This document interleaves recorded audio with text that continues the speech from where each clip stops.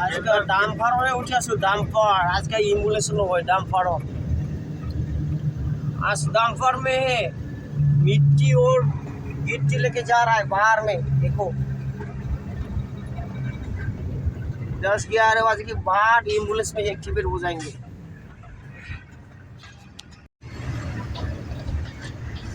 लोगोफोर आं दा थिनालि खाथियाव दङ नै डाम्फाराव दङ डाम्फारनिफ्राय खेबबाय थादों आं भिडिअखौ मोजां नुयोबा नायलांबाय थादो आं दिनै बहुद जायगा खोन्थानो नागिरदों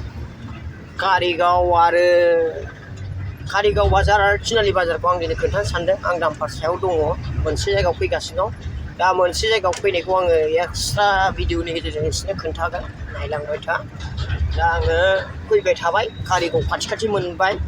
कारिगावनि दृश्यफोरखौ नोंसिनो खोन्थानानै होगोन दा आं थिनालि बारबाय कारिगावनि दृश्य दा थिनालि बारबाय आङो कारिगावनि दृश्यखौबो नायनानै लादो बिराद बरिया बेयाव बर'फोर माखासे कमला फिथाइ फाननानै जायो बे दृश्यखौ आं नोंसिनो होनो थांगासिनो दंलाय नायलांबाय थादो भिडिअखौ आरो भिडिअखौ मोजां मोनोबा लाइक खालामदो आरो शेयार खालामना होदो कारिगावनि कमला बाजार देखायलांनो नागिरबाय रायजोफोर नोंसिनो आं दिनै डाम्फार सायाव दङ बाला लायनो नागिरदों कारिगाव कमला बाजार नै बेयाव बर'फ्रा कमला फिथाइनि दखान होनानै जाबाय थायो बयबो नायबाय था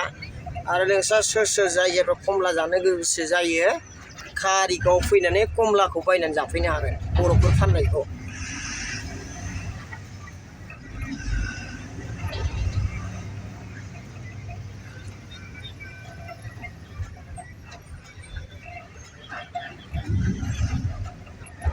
এইটো কারিগাঁৱৰ কমলা বাজাৰ হয় যোনে কমলা খাবলৈ ইচ্ছা হয় ইয়াত আহি কিনে কিনি খাব পাৰিব আৰু ইয়াত বিৰাট ডাঙৰ আমাৰ বিটিআৰৰ গেট হৈ আছে কারিগাঁও পথ